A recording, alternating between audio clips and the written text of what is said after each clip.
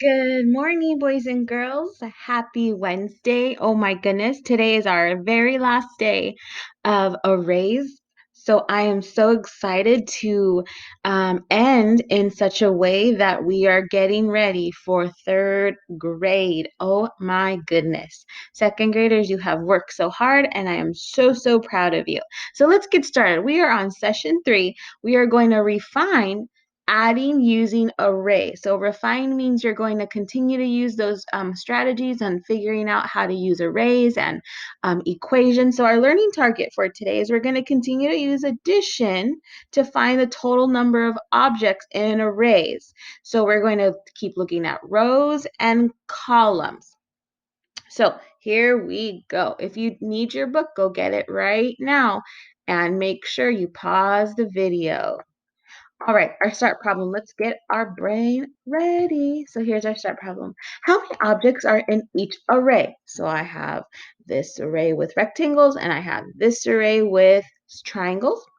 Explain how you found your answer. So explain means you use them with words, with writing. You're going to explain how you found your answer. So we've done a couple of these together, but let's look at the very first one with the rectangles. What's something you notice about this array with the rectangles?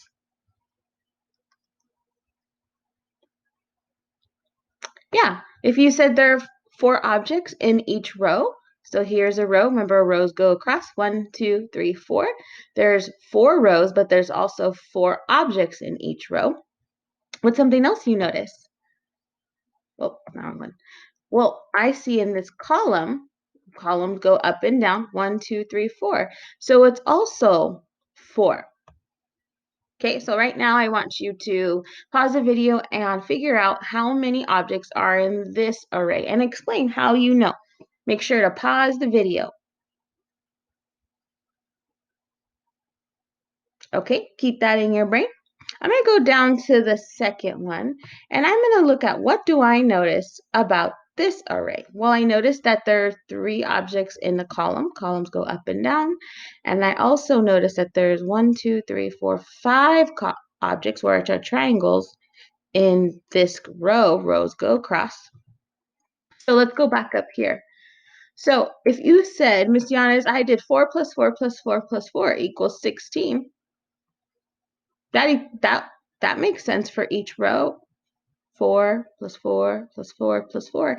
And I know that's 16. I know 4 plus 4 is 8. Another 4 plus 4 is 8, and 8 plus 8 can equal 16.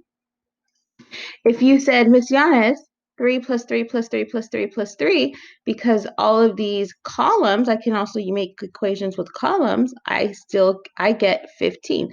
3 plus 3 plus 3 plus 3. So I know 3 plus 3 is 6. And then another 3 plus 3 is 6. That's 12. 12 plus 3 is 15. But I want to get fancy because I'm getting ready for third grade. So I want to think about what's a multiplication problem that can go with these arrays. So let's think about the first one. So do you see this row?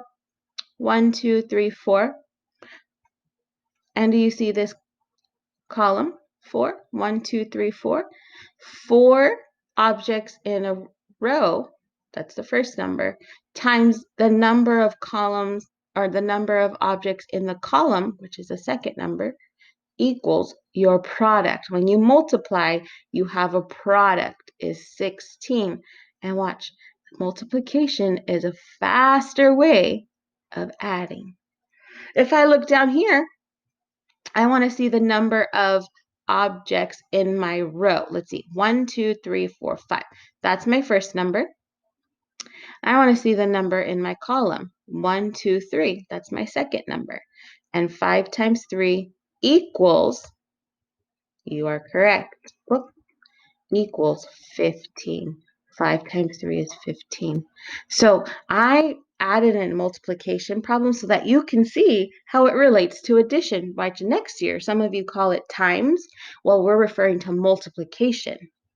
So if you want to get fancy like Miss Giannis, I want you to be thinking about the multiplication problem that can go with your array. All right, our example. There are 4 rows of crayons in a box. Each row has 4 crayons. How many crayons are in the box? You can show your work using an array. So 4 rows of 4. So 1, 2, 3, 4.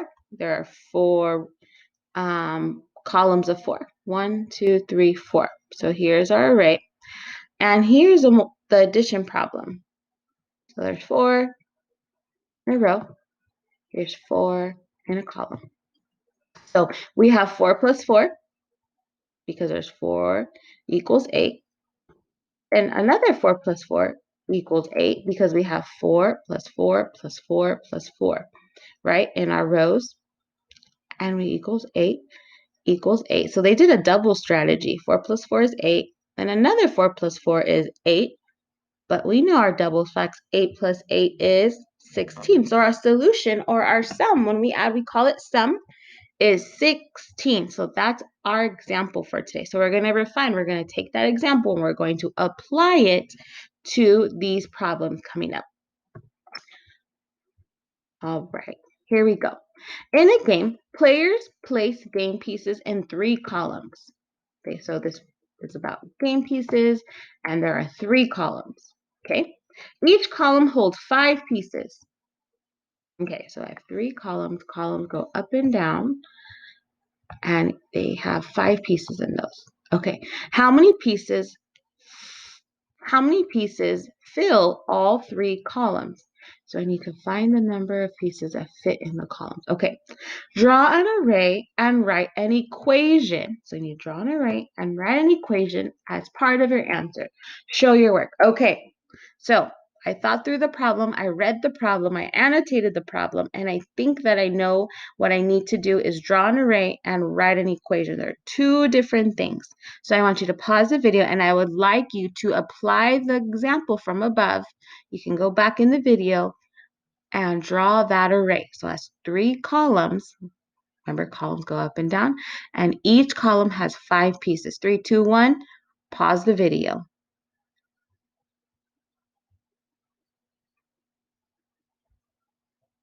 All right, you should have shown your work. And I want you to think about your column. Does it make sense? Is it practical? Do you have 3 columns? Do you have an array that has 5 pieces in each column? Let's see, did you draw something like this? So I have 1, 2, 3 columns. So I followed that first piece of information, and each column holds 5 pieces. It didn't say what shape, it just said 5 pieces.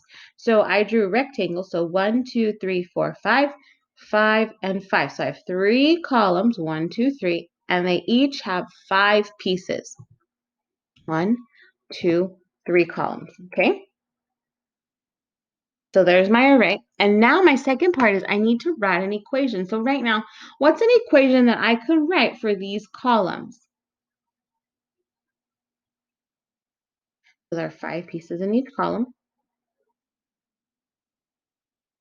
So I chose to write 5 plus 5 plus 5 equals 15. So how many game pieces are in all, or fill all the 3 columns?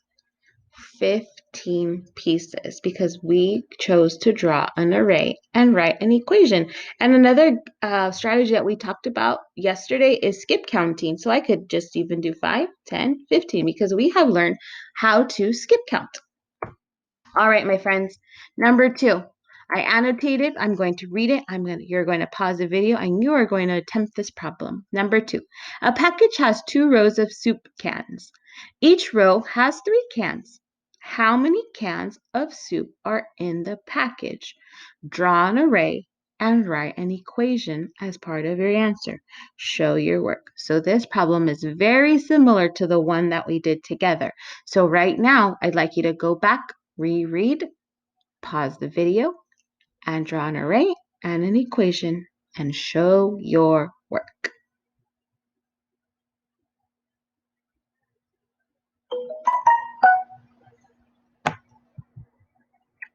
All right. So if yours looks something like this, I have 2 rows with 3 cans in each. So here are my rows. 2 cans, 1, 2, 1, 2, 3. I'm sorry, 3 cans in each. And I have 2 plus 2 plus 2 equals 6. What's another equation you can write with this? Because there's another. I used my columns 2 plus 2 plus 2 like the previous problem to write an equation. But what's another equation you can write with this array using your rows? We could do 3 plus 3 equals 6. And that's much faster because you're doing 3, you're adding by 3 instead of 2. Excuse your brain. Say, good job, brain. Way to go. All right, exit ticket. You're it. Number 3. Some students line up in 3 rows to play catch. Each row has 5 students. How many students play catch? So your job right now, you're going to show your work. You are going to draw an array, write an equation like the previous 2 problems. You're going to choose A, B, C, or D. And then you're going to go down to the bottom and say, Vic chose A as the answer. How does Vic get his answer? Boys and girls, great job. I am so proud of you. Way to tackle arrays and getting ready for 3rd grade. Mrs. Dominowski and I are so proud.